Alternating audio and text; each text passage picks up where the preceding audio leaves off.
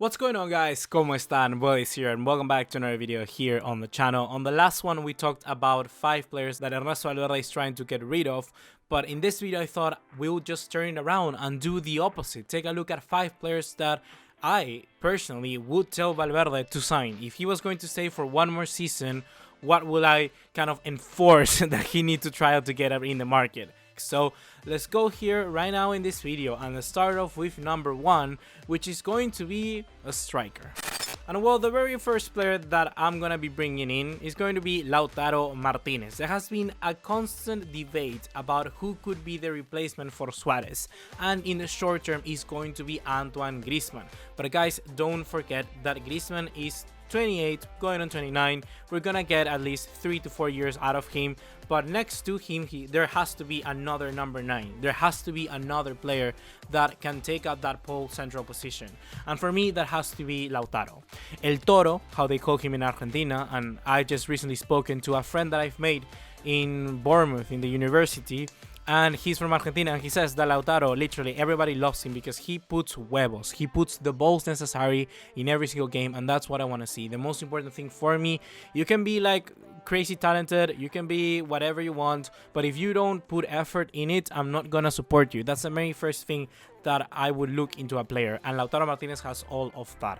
People like Erling Haaland look very, very good as well. You take a look at other strikers perhaps in the market, Mbappe will always be very tasty, but someone like Lautaro Martinez I think could fit for Barcelona. That connection that he may have with Lionel Messi, and we've seen that is just becoming more fruitful in the national team, it makes sense. It's realistic, it makes sense.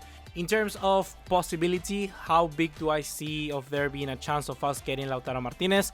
I think it's possible. I think that, yeah. According to Calcio de Mercato, apparently there is a moment in June of around 14 days in where his release clause drops to 111 million euros. A very similar situation to that one of Antoine Griezmann. And if Barcelona can budge there, Barcelona can strike the deal, I think it will be very good business. I see this guy being the real deal.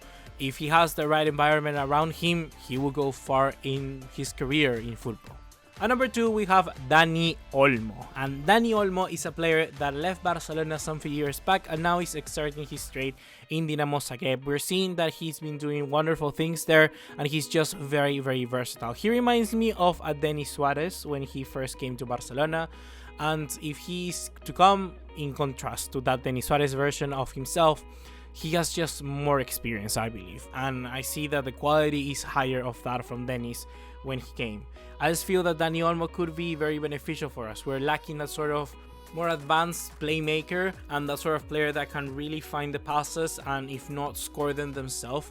He can be slotted, in my opinion, as the left hand side of the midfield, or either further forward as a left winger, as a right winger. Whenever we need him, he could be a very good versatile option. He could be like a Sergio Roberto, but from the middle down instead to the middle up, and that is for me a very good, useful tool to get someone like Daniel Olmo. And plus, he's from the house, you know, he was from Barcelona, he's Spanish, he will make a good history to return to his club, and I think it would just be a good signature. There are other clubs out there looking for him, especially like Manchester City, but there is something that I believe, which is that connection that I just mentioned, that can make this deal happen for us. And the price wouldn't be that high. I think that around 35 million euros or even less will be good enough to strike a deal for Olmo.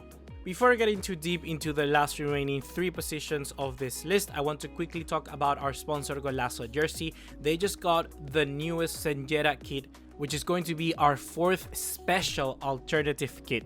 If you want to go check their products out, go there. Links are going to be in the description down below. They're very good quality. I have some of their products myself, and I really do enjoy them, especially the retro ones, which are very special. And now let's go into number 3, which is not going to be a player. It's going to be much more of a category. And I know I'm cheating a little bit, but we need another defender. I don't know how the progress with Umtiti is gonna be going. He seems to be playing good enough, in my opinion. Yes, he can improve and he can bring different stuff to our club, but his value is dropping by the days, and Barcelona will either have to make the decision of to let him go or start him week in and week out. And right now, what's more possible is letting him go, because I don't think Lenglet and Piqué will be moving anytime soon, even though we can make an argument for Piqué that needs to already start, you know, like playing less. But we know that fans don't make decisions, and Valverde is the one that needs to make it. So yes, I think that a defender needs to be coming, and especially if you saw the last video, it seems that Todibo is gonna be leaving to Bayer Leverkusen.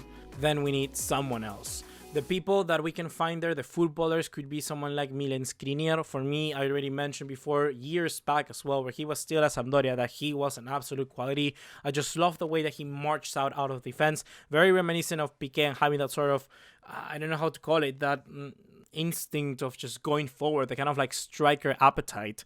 Skriniar doesn't necessarily like to go up that high, but he does like to march out of the midfield, and will try to take someone on, and that is something which is special.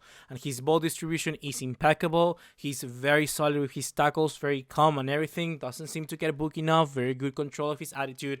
That is a good defender. He's just a proper good center back, so we should be looking in him. And number 4, I'm gonna go with Lisandro Martinez, and I don't know if you know this guy or not, but this is his first season in European football, a very similar trajectory to that of Nicolas Tagliafico, but certainly younger. Lisandro Martinez was playing at Defensa and Justicia in Argentina, and even though his team didn't achieve anything out of the ordinary, winning the Superliga in Argentina or getting to the Recopa Sudamericana, winning La Libertadores, nothing like that, this guy just excelled completely. And Ajax was like, you know what, we want him. And that is what he's doing right now. He's basically reinforcing the decision that Ajax had to put money in this young South American kid, and he's looking wonderfully. He looks like, I don't want to say a much better version of Mascherano, but certainly one that looks more dynamic, one that looks like he can easily start as a center back, like he was doing at Defensa and Justicia, but now he's playing further up the field in Ajax. He's playing between him and Edson Alvarez, from Mexico. They're two very similar players, but I think Lisandro Martinez a little bit more than Alvarez. It's just personal preference at this stage. He can be very useful for Barcelona and be that sort of fourth center back if we get rid of Umtiti. That wouldn't necessarily demand a lot of game time. Can slot in the left back, can play in the CDM position. Just a very good utility player. I just feel that Lisandro Martinez has a lot of potential to show in him, and at Barcelona is just a good fit, it's just a good match. He won't stay at Ajax for the rest of his life, and perhaps a move then to Barca wouldn't be the worst. And there is certainly something with Barca and los Argentinos. At least, I don't know, 7 out of 10 will tell you that they like Barcelona in some way, shape or form. And now finally we're going to go in with another midfielder, and this one is Fabian Ruiz. This is a guy that has been making a lot of the rounds in the news lately, and certainly a very big character, and he's just a different kind of player that Barcelona haven't had. In a previous post-match conference that Busquets held with the Spanish national team, not in this recent international break, but the one before, he talked about how Frankie de Jong and Fabian Ruiz for him was going to be the future of basically the midfield in football. They're going to be two of the best players out there, and I will tend to agree with that in a sense. I just think that the quality that Ruiz has is very, very good. Going forward, defensively, passing and everything is just superb. And he can be that very good extra player to have in our midfield of someone like Arthur and De Jong. I think it makes a lot of sense. Frankie De Jong can be that distributor, but also very good defensively. Arthur is good defensively and now getting better when it comes to going in attack, and he's sort of kind of like that metronome for a team. And then Fabian Ruiz can just be that guy that does everything else that De Jong and Arthur don't do. Whenever De Jong is joining in the attack, he can fill in for the defense in that particular play. If then Arthur decides to go further forward, Fabian Ruiz can take up his role in the middle of the park. There's perfectly kind of a hybrid midfield, three of them, and I think it makes a lot of sense. In football, you will tend to see those sort of kind of like trios that just relate to each other. Each one has positives where the other one has negatives. All of their characteristics match to the other characteristics of the other two players that we currently have. He could be the missing link for that midfield of the future, Riqui Puig, I think, of course, will have a great career at Barcelona, and he will be featuring in there, and it's going to be a four-way battle for 3 spots. That's what I see happening if Fabian Ruiz joins the club. Hopefully it happens, and hopefully it can give us very, very good, intense and healthy competition for a team for the next decade. So that's going to be everything for today, guys. Hopefully you have enjoyed. If you have, be sure to drop us a like and leave us a subscribe if you want to watch more content just like this one. And yeah, in the comment box, I want to know, what would you do? Which are the 5 players that you would bring in for Barcelona? Certainly collaborate with that, because we all have different opinions, and I want to know what you have to say. Do you want to go with another striker apart from Lautaro Martinez? I don't know. Maybe you're shot. You don't want to sign another midfielder? Let me know. Let me know everything, and I'll be eager to hear what you have to say. And once again, see you in the next one. Take care. Ciao.